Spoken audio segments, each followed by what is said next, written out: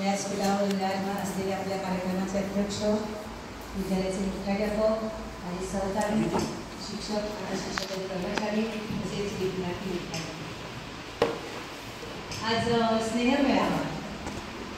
स्नेह म्हणजे प्रेम, आनंद, जिव्हाळा, आत्मीयता आणि खरोखरच या 15-16 सण त्याची बॅचनी हा आनंद आम्हाला व्यक्त केला. असं स्वप्नास्थ वाटलं नव्हतं की हे माझे विद्यार्थी येतील आणि हा यांना मोठा असं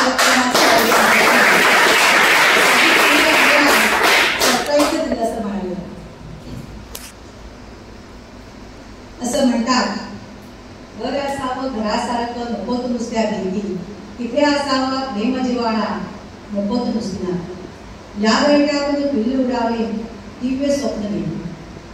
खरंच या विद्यार्थ्यांचं स्वप्न पूर्ण करण्यासाठी वेगवेगळ्या ठिकाणी हे विद्यार्थी गेलेले आहेत. आपलं भावी आयुष्य उज्ज्वल होण्यासाठी काही ना काहीतरी करावं लागतं. आता विद्यार्थ्यांनी सांगितलं शिक्षण म्हणजे काय, शिक्षणामुळे काय घडतं आणि हे संस्कार आहेत, हे संस्कार महत्त्वाचे आहेत.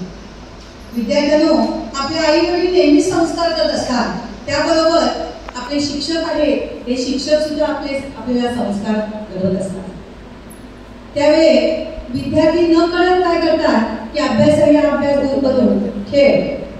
आता विद्यार्थी सांगितलं की नंतर कधी त्यांना कळतं की ज्यावेळी आपल्याला 12वी किंवा एकदा पुढे गेल्यानंतर जेव्हा सर्टिफिकेटची गरज लागते तेव्हा आपण शिकलो असतं बरं झालं असतं, तेव्हा सर मॅडम सांगत होत्या.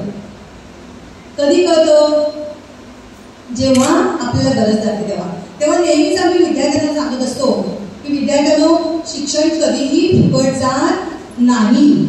तुम्ही ज्ञानार्जनाचा फायदा घ्या आणि त्यातून मोठं आयुष्य किंवा उज्ज्वल आयुष्य भरारी द्या.